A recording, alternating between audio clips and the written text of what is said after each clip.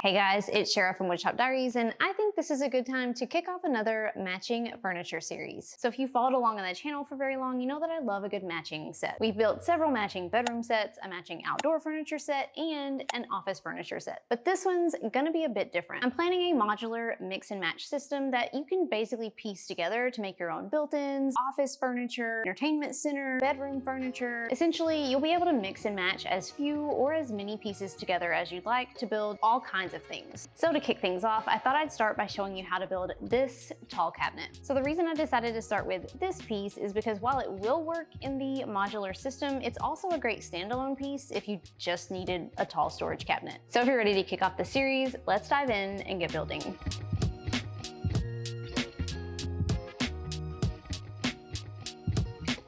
One of the things I really had to think about and decide for this set is what materials that I wanted to build it out of, because obviously every piece will need to match. I really considered using red oak, but with this particular design, I knew that I'd be needing a variety of trim pieces, and there's just not a lot of off-the-shelf red oak trim options available where I live. And I really didn't want to have to deal with making all of my own trim. I also knew that there will be several pieces to this set, and red oak lumber prices would add up pretty quickly. So I ultimately just decided to go with pine and spruce for the boards and trim with maple plywood for the boxes, a choice based mostly on budget and availability. First things first, I started off this project by cutting down a sheet of plywood to build my cabinet box.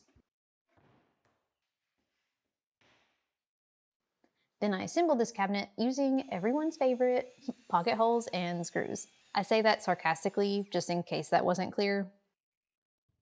While I love them, I know that they do tend to trigger some people, so if you're personally offended by pocket holes, there are plenty of other ways to go about building a box. Because this cabinet will have drawers on the bottom, I opted to save a little wood and use strips at the bottom instead of a solid panel. I also added another plywood strip just under the top panel flush to the back. This can be used later to secure the cabinet to the wall once it's complete. For the back, I only added a panel into the top section behind where I'm going to be adding doors, not in the bottom section where I'm going to be putting drawers. You may have noticed I don't usually like adding back panels behind drawers. It's just a weird peeve of mine, so if you wanted to add a back panel across the whole cabinet, feel free to go for it.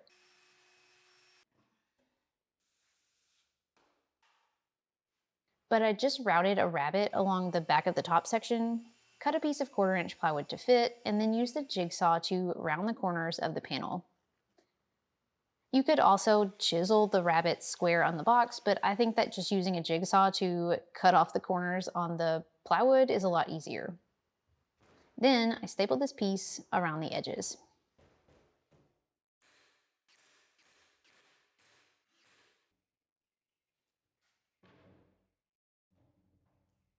So for the face frame, I'm using 1x2s for the sides, a 1x4 for the bottom, a 1x3 for the top,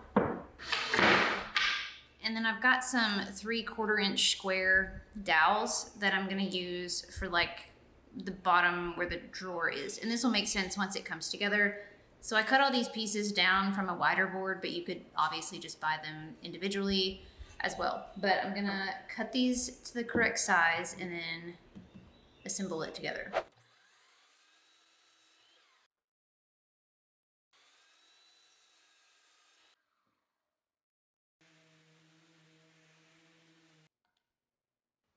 I've mentioned this before, but when building face frames, especially with these small 3/4 inch square dowel pieces, I like to use the Craig Micro pocket hole jig. It just makes smaller holes, and then you can use the smaller panhead pocket hole screws with it so that they're a lot less bulky and less likely to split.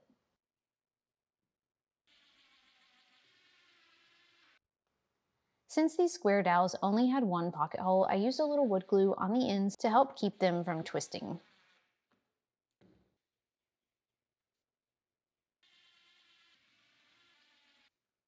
Then I glued and brad nailed the face frame onto the front of my cabinet.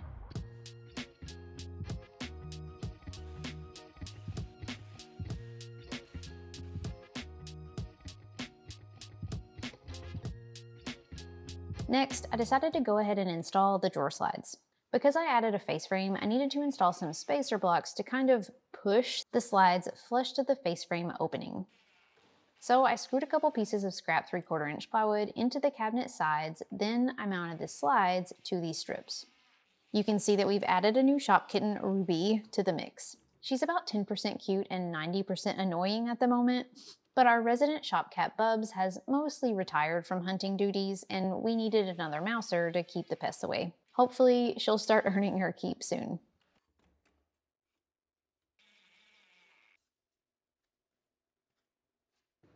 Anyway, once the slides were in, I finished up the box by adding some trim detail. I added some basic baseboard trim at the bottom, and I cut these ends square because since this is a modular set, the base cabinet pieces that will look like this are designed to butt right up to each side. But if you're not adding additional cabinets on each side, you could definitely just miter the corners of this trim and wrap it around the sides as well.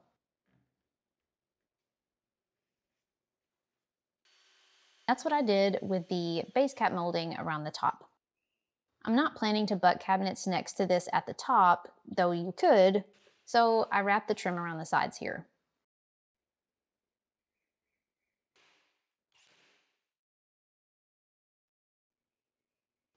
Then I added a thin piece of lattice trim onto the front between the door and the drawer sections. This just adds a little extra dimension. And at this point, I moved on to building the doors. I cut my cabinet door frame pieces from 1x3s and I laid them out on my workbench. Then I marked each corner to drill dowel holes.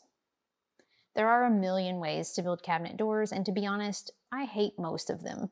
I've just never enjoyed building cabinet doors, but for these, I opted to glue up my door frames using wood glue and dowels.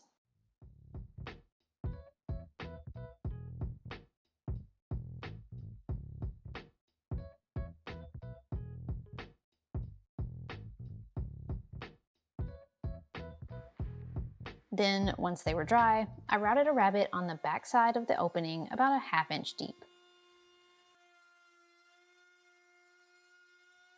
The router leaves these corners with a radius, so I carefully chiseled the corners square.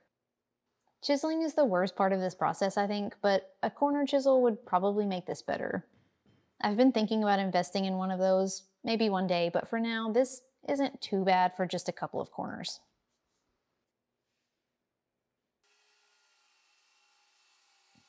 Then I cut 1/4 inch maple plywood panels to glue inside each door frame.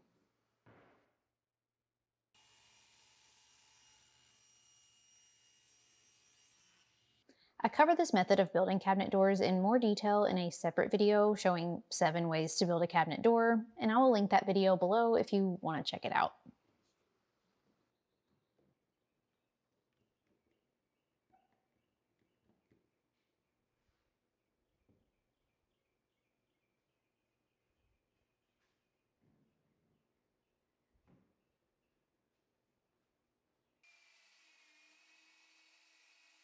Next, I moved on to adding the drawers. So the 2 drawers in this cabinet are different sizes. They don't have to be. You could definitely just make them the same size if you wanted. But like I've already mentioned, this is part of a matching set and the matching base cabinets have different sized drawers. So I thought it would look weird if these didn't match. So I ripped 1 strip of plywood to the height I needed 1 drawer box and another strip to the height that I needed the other drawer box. Then I cut 1/4 inch dados in each strip so I can install the 1/4 inch plywood drawer bottoms. I cut these strips to length, edge banded the tops, and then began assembling my drawer boxes.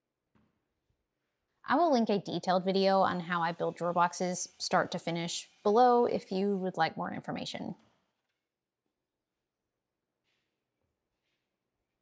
So normally I assemble my drawer boxes using pocket holes and screws. However, in this case, I'm not installing a solid drawer front, so the pocket holes would be visible on the front side.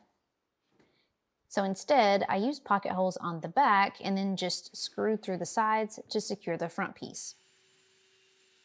If you saw my recent video on my dad's closet built-ins, I did the same thing there too. That way the front stays clean, which will make more sense shortly.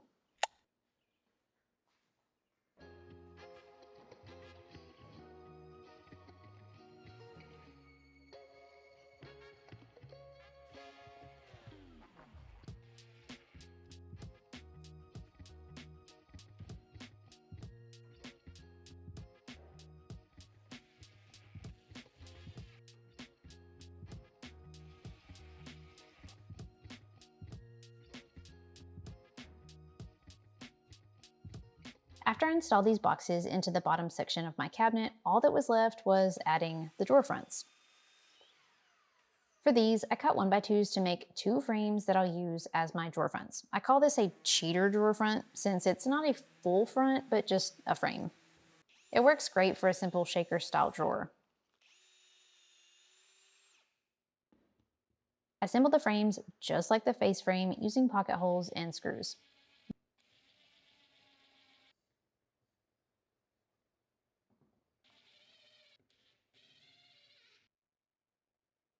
Then I glued and nailed these onto my drawer boxes.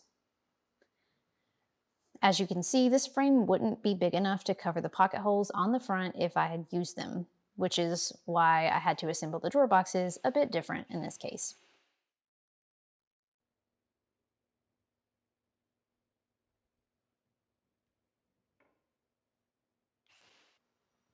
And at this point, everything was built, but it needed to be finished. So I feel like I'm leaving a lot of the backstory out because while some of you would be interested to hear everything, I know some of you wouldn't. But here's just a bit of it. I've actually already built the matching base cabinets for this set. I just decided not to share that video first. I stained those pieces in Minwax water-based driftwood, and I love the color, but I hated the process because with water-based stain, it's best to finish each piece before assembling. But now all of these pieces need to be the same color, and I didn't want to use the same water-based stain that I started with. Oil-based stains allow a much longer working time, so I can stain everything after it's assembled, which is a lot quicker. So I mixed a bunch of oil-based stains to try to figure out a match, and I ended up with a mixture of about 6 parts Minwax Provincial and 1 part Minwax Simply White. This is a pretty close match, maybe not exact, but it's close enough that I was okay with it. So after staining, I applied a clear coat to all of the pieces, then I remembered, like always, right at the end of the project, that I forgot to drill the shelf pin holes for the shelves in the top section. Now, this top section works great with shelves. It would also be perfect for a hanging rod if you wanted to use this for clothes. But for shelves, drilling shelf pin holes is an easy option that allows you to install adjustable shelves, which I'll show right after we hang the doors.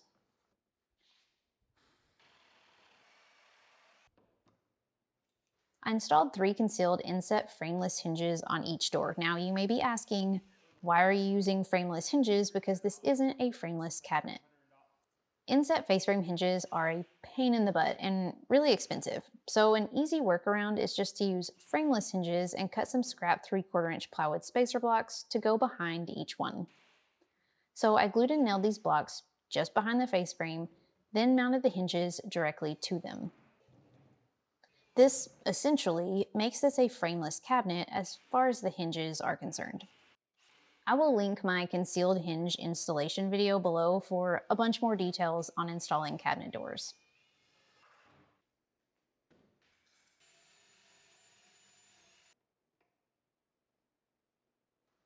After adding the knobs, I cut a piece of 3/4 inch plywood for the shelf and placed it inside on the shelf pins. So there's obviously plenty of room for more shelving in here, but I'm fresh out of plywood and this was all that I had. So I'll have to come back and add a few more once I've restocked. So just use your imagination. But with that, this piece is finished and I'm excited to officially share part 1 of the modular set. The base cabinets that I'll be sharing soon can butt right up to the side to make a great storage setup for a closet, an office, a bedroom, wherever. I'm really excited about this series, so I hope you'll stay tuned to see the rest of the pieces and all of the various ways to mix and match them. I'll be sprinkling other projects in here and there too, so be sure to subscribe to the channel so you don't miss all of the upcoming projects. In the meantime, friends, thank you so much for watching, and until next time, happy building!